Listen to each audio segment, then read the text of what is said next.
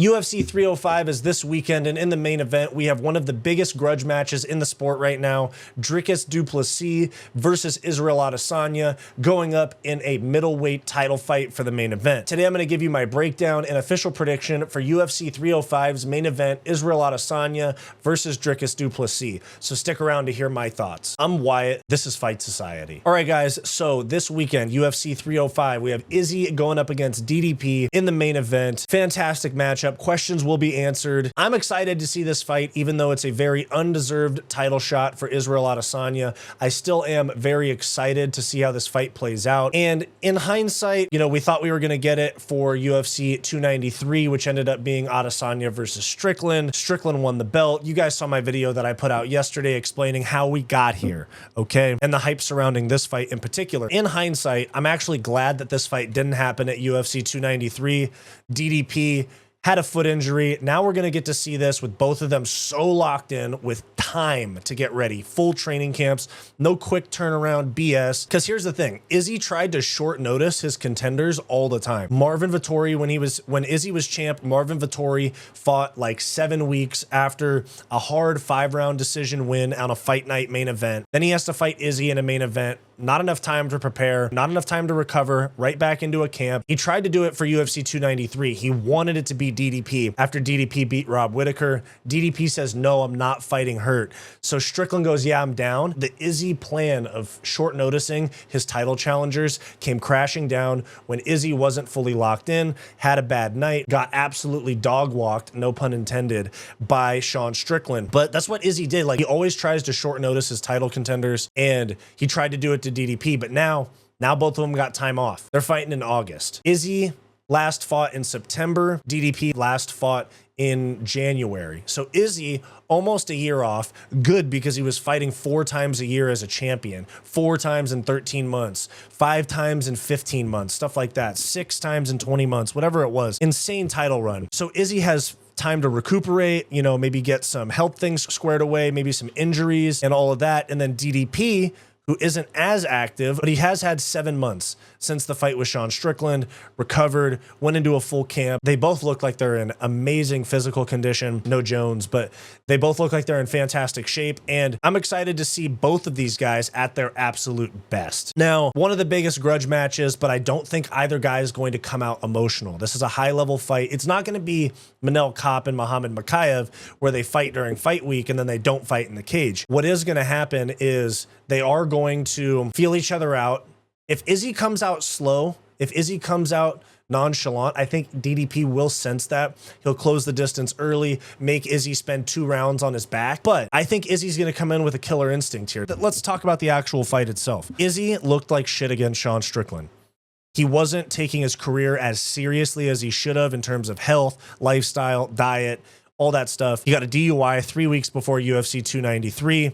He wasn't fully locked in. That was the worst version of Izzy that went up against Sean Strickland, and that night happened to be the best version of Sean Strickland. If they fight 10 times, I think Izzy wins like 7 of them. But it was just the stars aligned. Izzy's worst night, Sean's best night. I'm not trying to excuse losses because I'm not the biggest Izzy fan, and I'm not the biggest Sean Strickland fan either. I'll just put my bias out there. I'm not a big fan of either, and I like watching both of them fight. Sean Strickland can be boring at times, but and Izzy can too. But that was just Izzy's worst night and Sean's best night. Now, DDP, people say that he lost to Sean Strickland, but I saw it 3-2 DDP. I thought it was a very close fight that could have gone either way.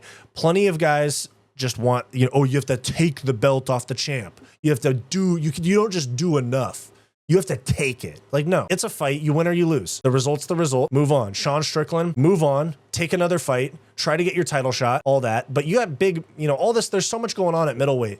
Sean Strickland is not going to be this guy that sits out for a year and gets gifted a title shot. Sorry. Izzy against Sean Strickland, worst performance possible. Now, in this fight, I think the result is going to depend a lot on what version of Izzy we've seen. If you guys have watched my videos about this fight, if you guys have watched my live streams over the past several months, I have said time and time again that Izzy is going to be the deciding factor in this fight.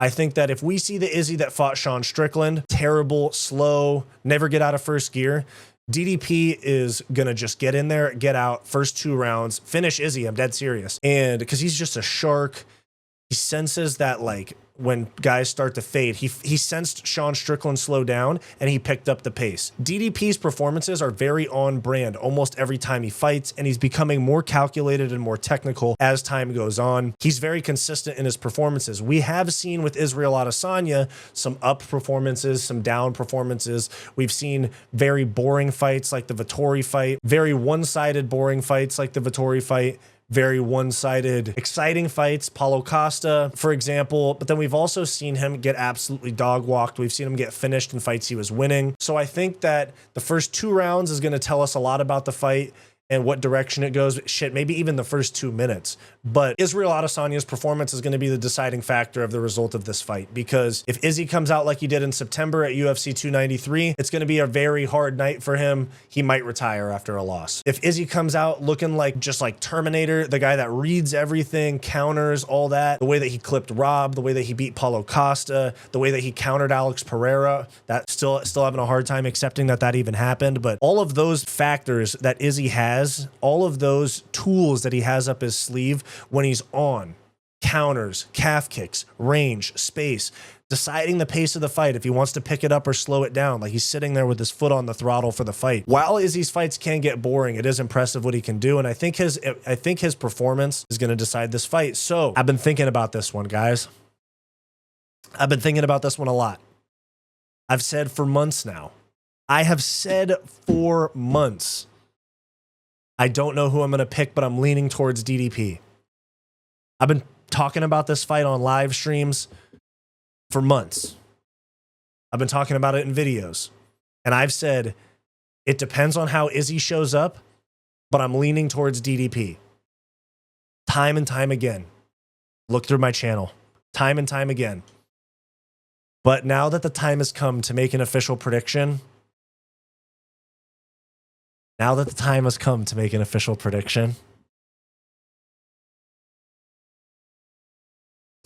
I am going to go with Israel Adesanya by 3rd round TKO.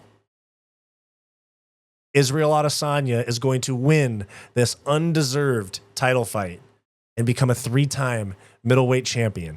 That's my official prediction.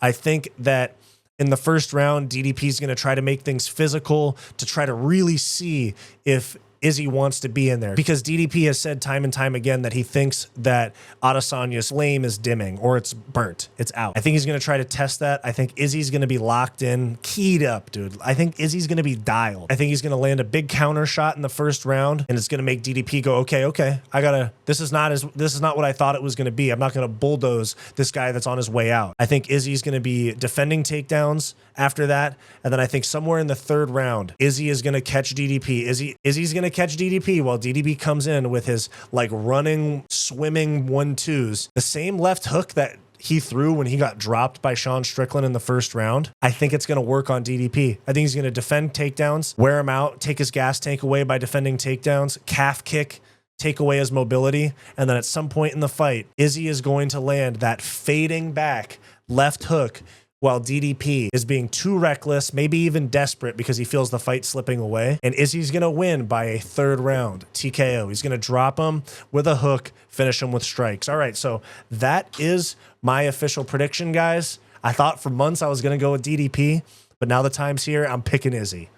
Let me know your thoughts down below. Who wins this fight this weekend at UFC 305? Thanks. Hey guys, thank you for watching this video. Make sure to like, subscribe, all that YouTube stuff. It really helps me out a lot. If you're interested in supporting the channel further, then become a channel member today for access to members only live streams, vlogs, and some other members perks. So click the link in the description down below or the join button on our channel homepage to become a member today. If you're interested in some non-MMA content from me, go check out my personal channel, Wyatt's World, and go check out my weekly comedy podcast, What's Up Bro, with Wyatt and Bo. Both of those are linked in the description down below. Go watch this suggested video, and we'll see you next time.